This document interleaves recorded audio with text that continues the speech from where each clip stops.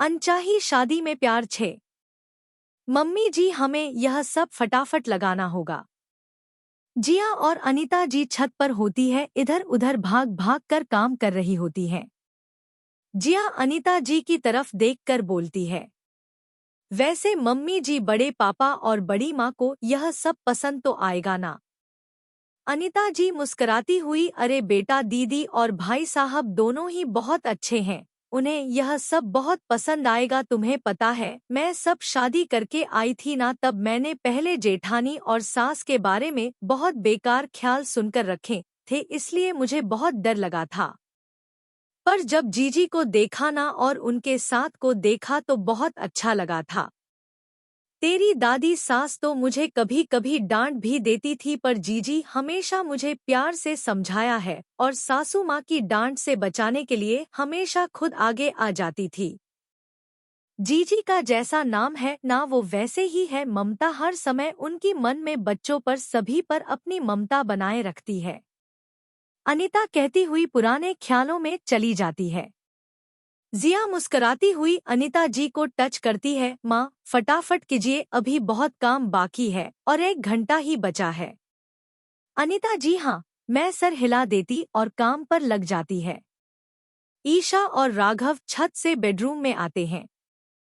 ईशा अभी भी छत पर जो हुआ उसके बारे में सोच रही थी, कैसे अचानक वो राघव के गले लग गई थी। राघव जी हमारे बारे में क्या सोच रहे होंगे? राघव बाथरूम में चला जाता है। ईशा बेड के किनारे बैठी होती है। राघव बाथरूम से कपड़े चेंज करके आता है। ईशा को ऐसे बैठे देख, अरे ईशा जी, चलना नहीं है पापा के घर? ईशा राघव की आवाज सुनकर राघव की तरफ देखती है। हाँ हाँ हाँ हाँ राघव जी, आप चलिए, हम माँ को बोल कर आते हैं। राघव हाँ, मैं सर हिलाकर गाड़ी की चाबी लेकर बाहर चला जाता है।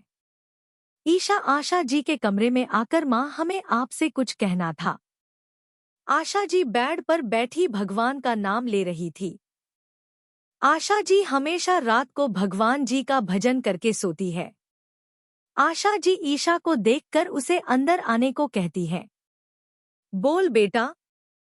माँ वो हम और राघव जी पापा के घर जा रहे हैं, थोड़ी देर में आ जाएंगे, हमने आपको बताया ना सरप्राइज के बारे में, इसलिए हम जाए माँ। आशा जी ईशा के सर पर हाथ फेरकर, जाओ आराम से आना, मेरी चिंता मत करना। ईशा हाँ, मैं सर हिलाकर चली जाती है। ईशा नीचे उतरती है। मधु जी नीचे डाइनिंग टेबल पर बैठी होती है। ईशा को याद आता है। हिमा अवी को साथ में देखकर वो मधु जी की तरफ आती है, उन्हें हिमा को समझाने के लिए। ईशा मधु जी के पास आकर, चाची वो हिमा को कल हमने एक लड़के के साथ देखा, वो लड़का हिमा के लिए बिल्कुल अच्छा नहीं है। मधु जी ईशा की तरफ घुरती हुई, हे लड़की, ज्यादा जबान मत चला, एक तो तेरे आने के बाद आशु जी जेल में चले गए, पता नहीं किसका गंदगी भाभी सा उठाकर लेकर आ गई, जो ना खून से पवित्र है ना शरीर से। कान खोलकर सुन ले, मेरी बेटी की जिंदगी की पढ़ने की कोई जरूरत नहीं है। इतना कहकर मधु जी वापस अपने कमरे में चली जाती है। ईशा की आंख में आंसू निकल जाते हैं। जब उसे गंदगी बोला इसलिए वो रोने लगती है। राघव यह बात मेन गेट पर खड़ा सुन लेता है, पर उसकी हिम्मत नहीं हो रही थी ईशा के सामने जाने की। उसे एक बार तो बहुत गुस्सा आता है, वो अपनी चाची को जाकर अच्छा सबक सिखाए, पर वो अभी माहौल खराब करना नहीं चाहता था। राघव मुस्कुराते हुए अंदर आता है। अरे ईशा जी, आप बाहर नहीं आई अभी तक, मैं कब से इंतजार कर रहा था। ईशा राघव की आवाज सुनकर अपने आंसू को पोंछ लेती है। फिर चेहरे पर जबरदस्ती मुस्कुराती हुई, अरे हम आ ही रहे थे, वो पानी पीने लगे थे इसलिए। राघव कुछ नहीं बोलता है। उसे ईशा की आंख में साफ दिखाई दे रहा था। ईशा और राघव दोनों बाहर आ जाते हैं।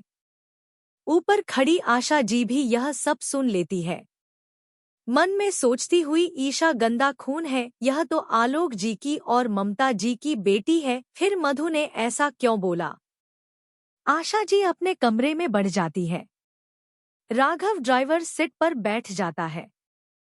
ईशा उसके पास वाली सीट पर बैठकर दरवाजा बंद कर लेती है। राघव एक नज़र ईशा की तरफ देखता है, जो खिड़की से बाहर देख रही थी। ईशा राघव से नज़र नहीं मिलाना नहीं चाहती थी। उसे लग रहा था वो राघव से नज़रें मिलाएगी तो रो पड़ेगी। राघव ईशा की तरफ देखता है, फिर गाड़ी को सड़क पर दौड़ा देता है। रात 11:30 हो चुके थे। सड़क पर एक दो गाड़ी और लोग दोनों ही दिख रहे थे। ईशा जी, वैसे यह सरप्राइज पार्टी आज ही पहली बार कर रहे हैं क्या? राघव ईशा का मूड ठीक करने के लिए बात चेंज कर रहा था। ईशा राघव की तरफ बिना देखे हैं। इस बार जिया को सरप्राइज देने का बहुत मन हुआ होगा तो। राघव सामने ध्यान देता हुआ, वैसे कल आपको सुबह कितने बजे जाना है एग्जाम देने के लिए? सुबह 11 बजे का एग्जाम है, हमें 9 बजे जाना होगा, 2 घंटे पहले का बोला है। ईशा बिना राघव की तरफ ध्यान दिए बोलती है। उसका मन हो रहा था वो राघव के कस कर गले लग जाए और रोकर अपना मन हल्का कर ले, पर वो ऐसा नहीं कर सकती थी। परिवार की शांति जरूरी थी। अगले भाग में कैसा लगा आज का भाग जरूर बताएं।